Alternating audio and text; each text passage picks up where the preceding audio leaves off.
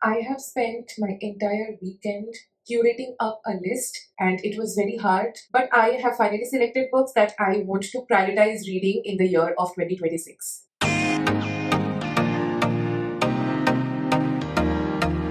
Hello everyone, welcome back to my channel Trishita Reads. I am Trishita and in this channel I talk about books and share my reading journey with you guys. And today I am here with a list of all of the 26 books that I am willing to read in the year 2026. Keeping in mind the pace of reading that I have been going through in the year 2025, is this too many books? Absolutely yes. Is this a cry of help and motivation for me? Maybe yes. But listen, this is manifestation. If I say it out loud, maybe there is a tiny chance that it might happen. I have created this list keeping in mind my mood swings when it comes to reading. Hence, I have divided the list in five parts: romance, thrillers, horror, fantasy, and translated fictions. And these are the five genres that I majorly look up to when I try to find something to read, and there is always something in my TBR cart from these genres. So my main goal is to finish the books that I have already before buying some new books. So I have tried to prioritize the reads that I already have. I do have included a few books that I do not own physically now, but I will be getting them soon. But the number of those books is quite less. This list is definitely going to be genre hopping, mood swing friendly, and yes, maybe emotionally wrecking as well. So grab your cup of tea and let's hop on to my first genre, that is romance, because I somewhat enjoy predictability and chaos at the same time.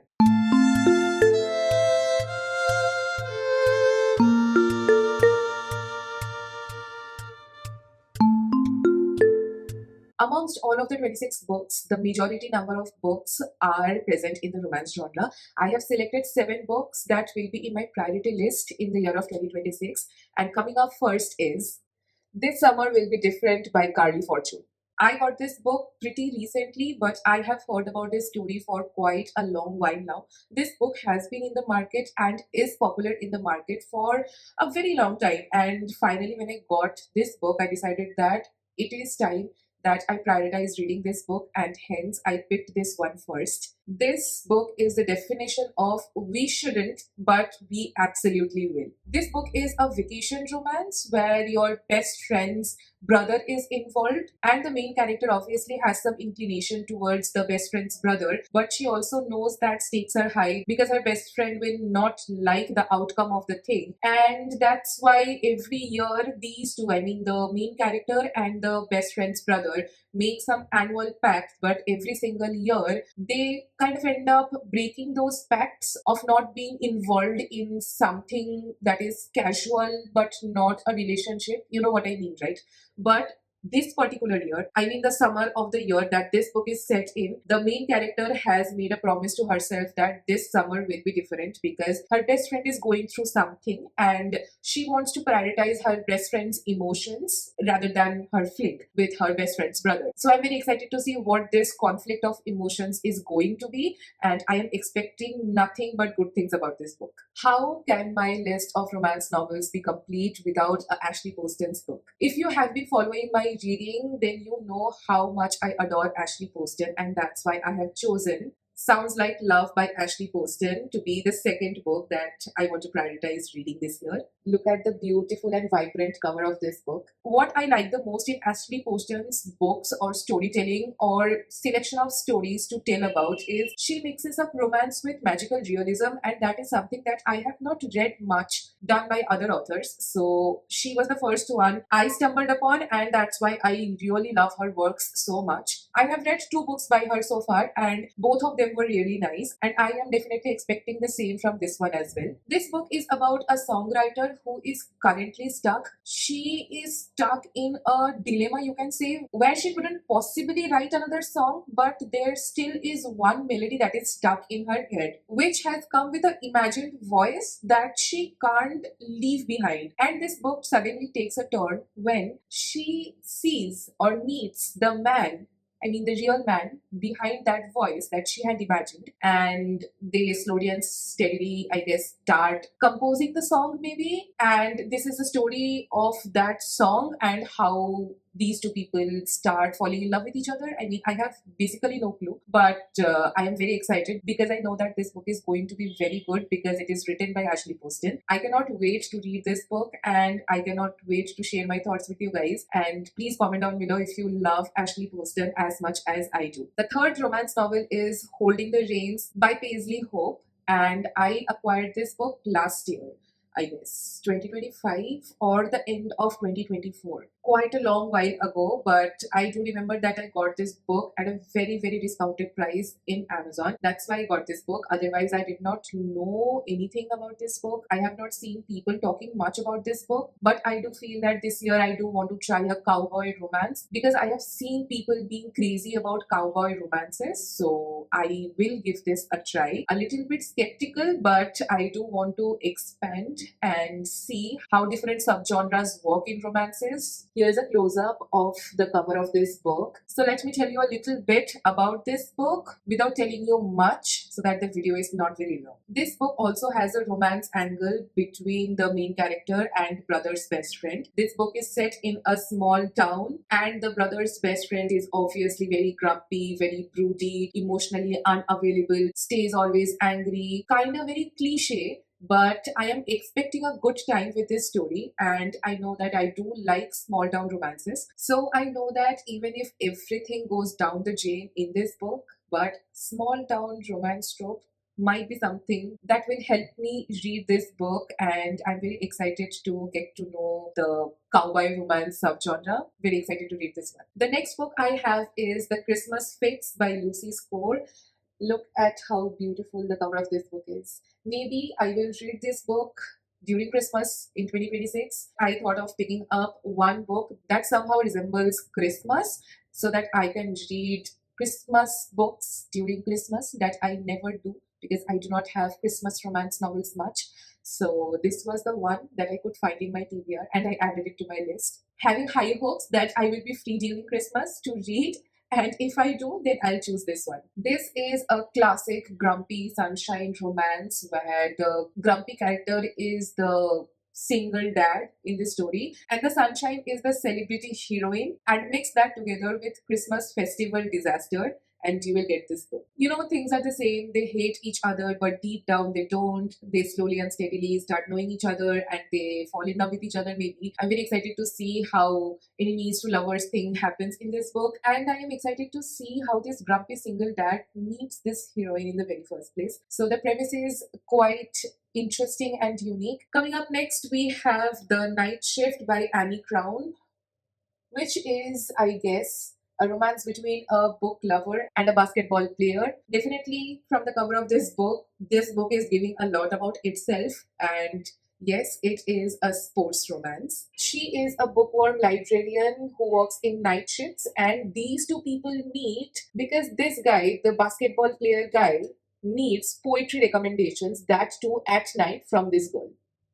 Sometimes I do wonder how bizarre romance can be, but yeah, kind of fun plot. This book is going to be very different from the sports romances I have read. I have not read basketball sports romances yet. I have read hockey sports romances before, and that's why I picked this book up because I wanted to read something different, and I'm very excited to see how the romance between these two evolve. Coming up to the second last romance novel that I have selected to read this year, and that is Throttled by Lauren Asher. Lauren Asher is my absolutely, go-to author when it comes to reading mafia romances or billionaire romances, because the romance does include smut, but it is not the main factor that carries the story. Even the smut is not very dark. It is normal, digestible, and the characters do have a lot of emotional and characteristic depth and growth when I read her books. So that's why I ended up choosing this one, which is a sports romance again. But this is different than The Night Shift. In this, the sports is F1. Formula One. I have no clue about Formula One, but my boyfriend is a big fan of Formula One sports. And whenever I get stuck in the technical things, maybe he will be able to guide me through that so that I can understand depth of the sports parts more in the story. But this book is about Noah and Maya. Noah is a Formula One driver and he is the biggest rival of Maya's brother. So this is a forbidden romance where if the brother gets to know that his sister is falling in love with his biggest rival, then there will be drama. And I love and live for dramas like this because I know that the confrontations are very good when it comes to Lauren Asher's books. And this has three books in the series. The series name is Dirty Layer series. So I am planning to read all of the three books eventually, but I will be starting with this one at least. I have been planning to read this series in 2025, but I did not get my chance to do that. So I will be trying to do it this year. Hence, I've chosen Throttled, and I guess I will enjoy reading this book. And the last book that will be in my priority to read in 2026 is Not in My Book by Katie Holt. And this is the story of two writers who have creative difference, but they are assigned to one project and they are kind of forced to co-write a book. So there is going to be a lot of banter. There is going to be a lot of conflict creatively and I guess in personality wise as well. This kind of story is very unique. I have not read something like this before where two writers are kind of ripping each other's throats off if possible, if it was not a crime. And I'm very excited to see what is going to happen in this story that is about two writers maybe falling in love eventually.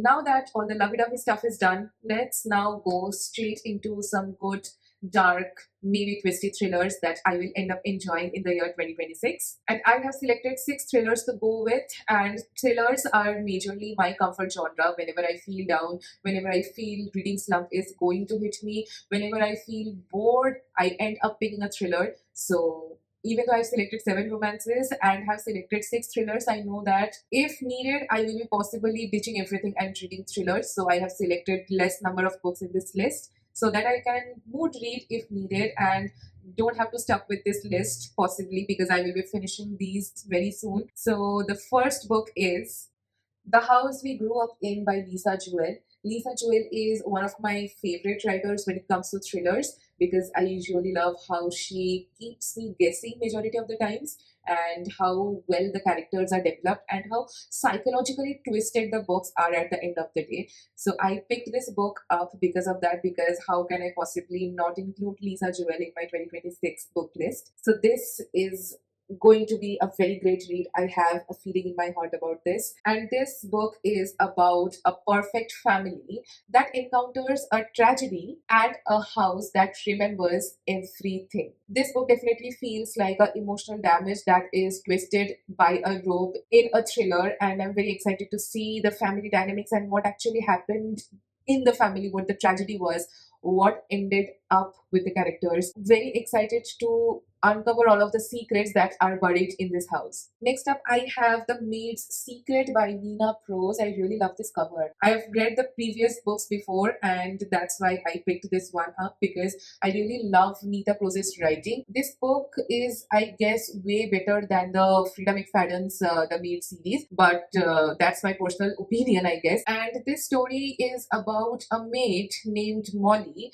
and in this book, she is married, and things start turning dark for her when, in her workplace, a priceless thing is stolen, and she is the main suspect. This particular thing gets a lot of attention, and a reality TV crew is there. A lot of drama is unfolding, and Molly gets a hidden diary, and that hidden diary might end up being the key for her to solve the mystery and find out who stole that priceless thing. And this mystery majorly is locked door mystery. So I am excited to read that. And even though this book kind of gives me Richard Osman's vibes, but this definitely is better than Frida McFadden. Up next, I have a Japanese classic that is a thriller, and the book's name is Inspector Imanishi Investigates, written by Shicho Matsumoto.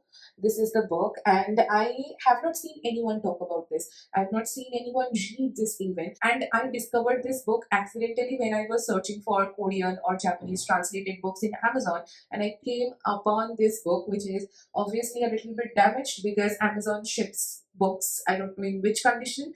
However, I feel that the content in this book is going to be amazing. After reading Kigo Higashino's works, I have started liking Japanese thrillers because they have more emphasis towards human psychology and how human psychology turned so gruesome that they can do things that are unimaginable when it comes to normal people, and the Japanese thrillers to explore that aspect. And the motives of characters are generally very unique. So I'm very excited to read this one. This book is definitely reminding me of Agatha Christie and her mystery novels. I have not read anything like this before, so I'm very, very, very, very excited to read this one, and if I like it, I will tell you guys about it definitely.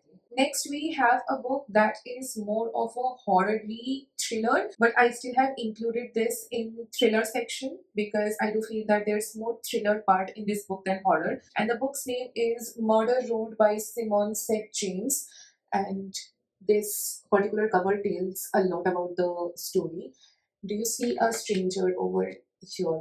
A very blurry silhouette of a stranger. Basically, a couple is going through the roads, which is obviously barren. There is nothing, there is no locality, nothing at all. And they see one person asking for a lift. And being good people, this couple gives this person a lift, and then everything starts going wrong. This is a story of a road that is now called Murder Road, where all of the people who give lift to a stranger, this particular stranger, suddenly end up disappearing. And yeah, kind of horror-esque, but more on the thriller side.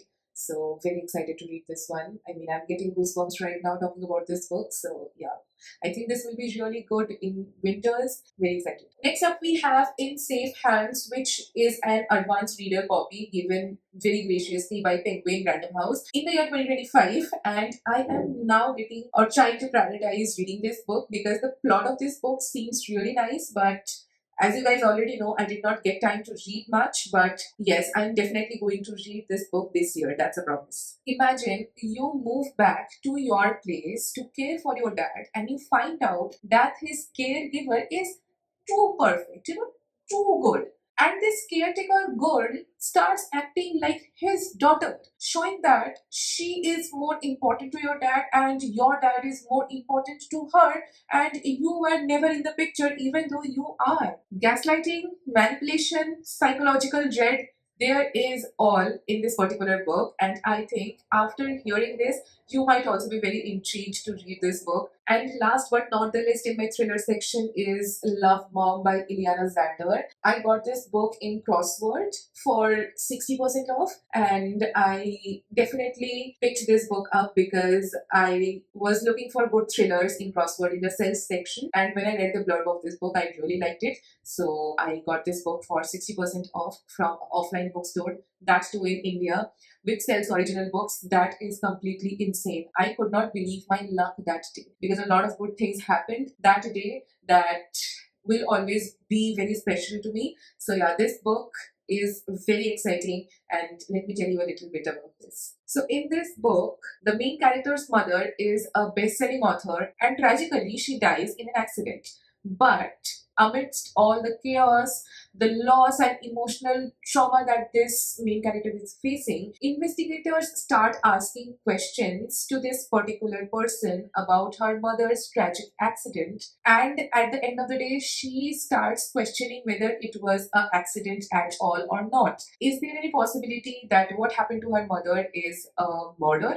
Was this pre-planned? If it was pre-planned, then what is the motive of that person who tried killing her mother? And this is what the story is all about. And I'm so freaking excited to read this one because amongst all of the books that I have told you guys about, these two are the ones that I am most excited to read in 2026. And hopefully you will see me picking these two up pretty soon.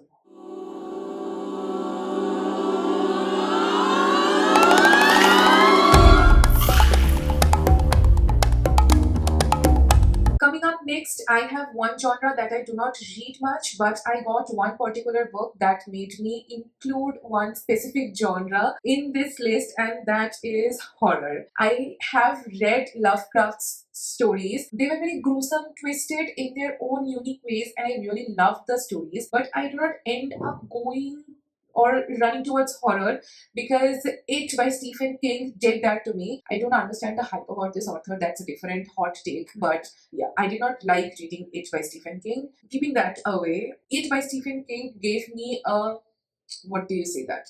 What word do you use for that? Mm, give me a trauma regarding horrors, and I don't want to limit myself. So I selected one particular book that I am very excited to read, and I think you have not heard about this book. So let me tell you. The book's name is Japanese Ghost Stories by Lafcadio Hearn. I hope that I am spelling that right, which is a Penguin classic. Look at the gruesome cover of this book.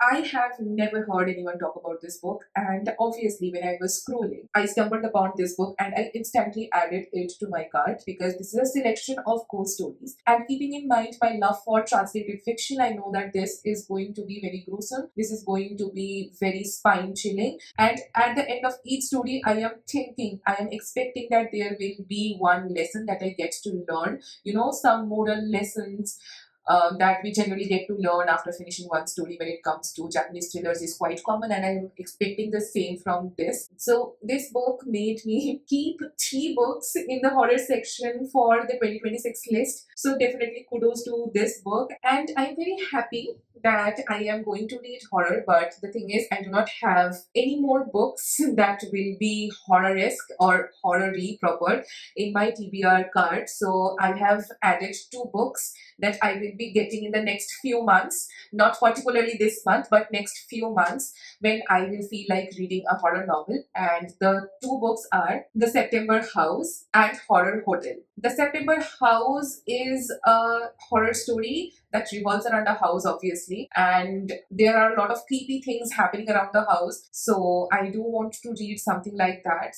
Hence, I chose this book. I do not have much idea about that book, to be very honest, but I saw good reviews of that book, and then I added that book in my cart. And the second book, Horror Hotel, is more of a adventure horror-esque thriller where a team of ghost hunters barge or break into a haunted hotel for content. And then things start going downhill for all of these ghost hunters. And this is maybe a cat and mouse chase between the ghost and the ghost hunters, and I'm very excited to see what happens in that book. And this was my very small horror list, and now we are moving to fantasy finally.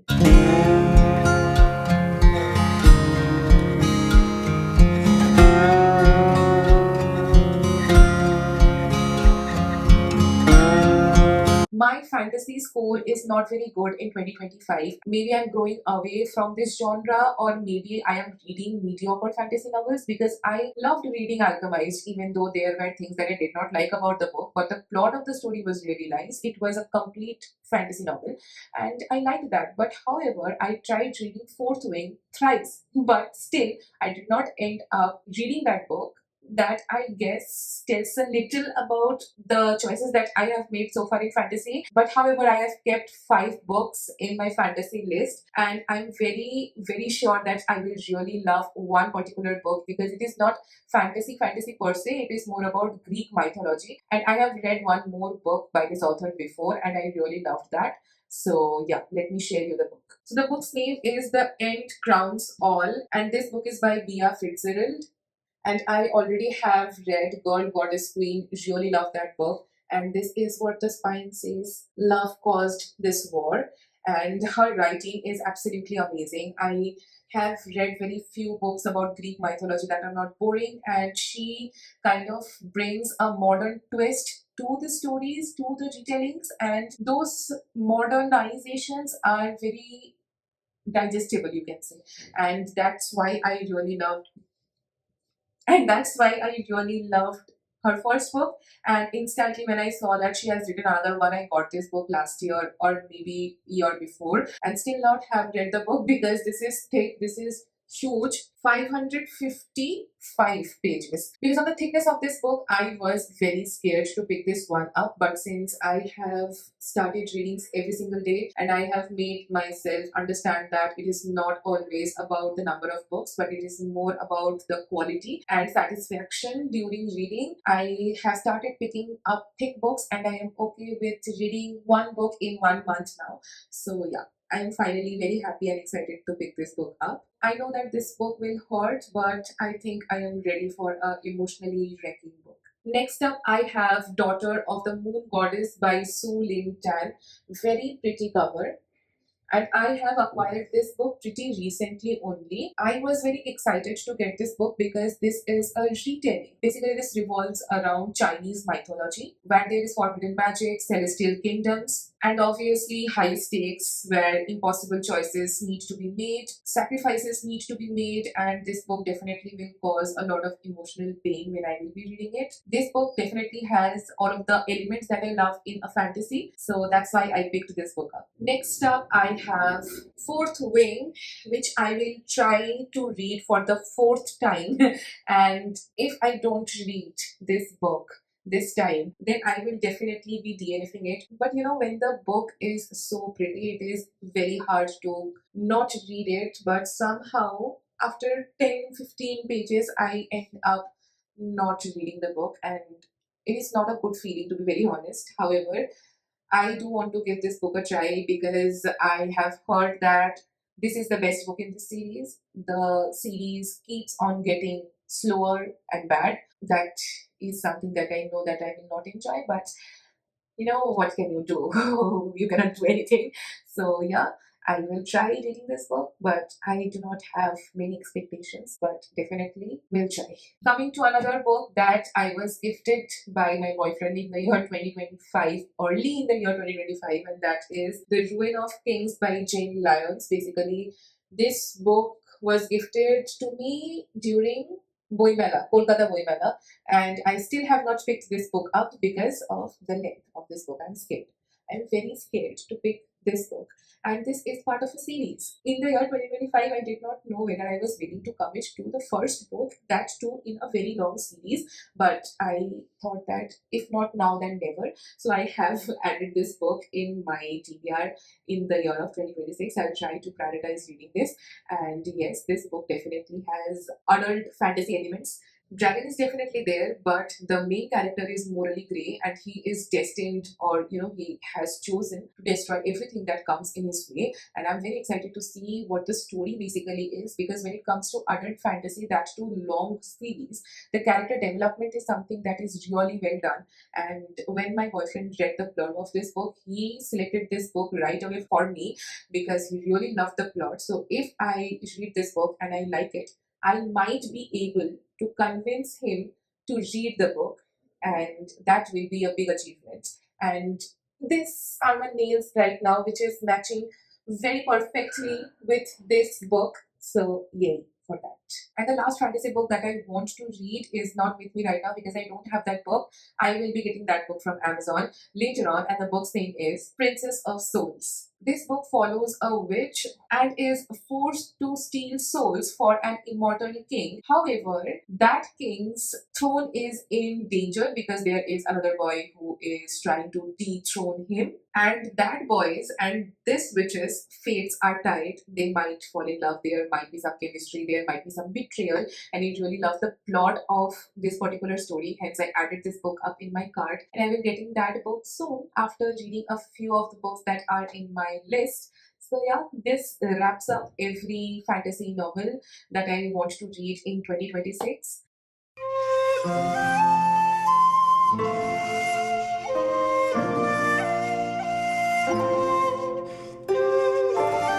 And now let's move on to some very interesting translated novels that I want to read this year. And my list is never ending when it comes to translated novels. I have been loving Japanese, Korean, Chinese, even Indian translated novels as well that are translated from South Indian languages. Very, very, very emotionally wrecking, has a lot of depth, has a lot of character development, and the best part is those books are very short but crisp and to the point. And I really love that when it comes to, you know, unwinding your emotions, or you want to learn something new, or after ending of every chapter you get to learn something about life or characters, and at the end of the day you get to learn a lot from these books. And I am focusing a lot on translated fictions this year as well. However, I have only added 5 books in this list because I know that I will end up reading a lot of translated novels. So I did want to prioritize other genres as well, hence only 5. So the first one I have in the translated fiction section is Dalargut Dream Department Store, which is a store where dreams are being sold. and I don't know, but the premise along with the cover of this book is going to be very colorful. Imagine a magical store that sells dreams to tired humans. I'm so excited to see the psychology of those tired humans who go in that store to buy dreams. Imagine a concept like that coming out from someone's head. Pretty amazing. Very excited to read this book. The second one is The Convenience Store by the Sea by Sonoko Machida. This book is about a seaside convenience store that is definitely going to be full of human connections, a lot of food talk, and obviously some character in the convenience store who is going to do something that will help other people. So, very excited for that. Up next, we have The Full Moon Coffee Shop by Mai Kochizuki. And I have heard a lot of good things about this book from all of my fellow Indian Bookstagrammer friends. And when this book was released, it was all over Instagram, and I have just acquired this book a few days ago, and yes, have added this book straight to my TBR. This book is about a mysterious cafe that is run by cats that can talk to you, and they only appear when your life is off the tracks, it is derailed, and you have no hopes in life. I am definitely getting vibes of a mysterious and magical cafe that will heal people, and even though I have read a lot of similar books recently like this, but definitely very excited nonetheless. Up next, we have two books that I have not acquired yet. We'll be doing it in the year 2026. The first one is Welcome to Hyunam Dong Bookshop, and the second one is The Calico Cat at the Chibineko Kitchen, which is a continuation of the Chibineko Kitchen series. In the Chibineko Kitchen, basically, you are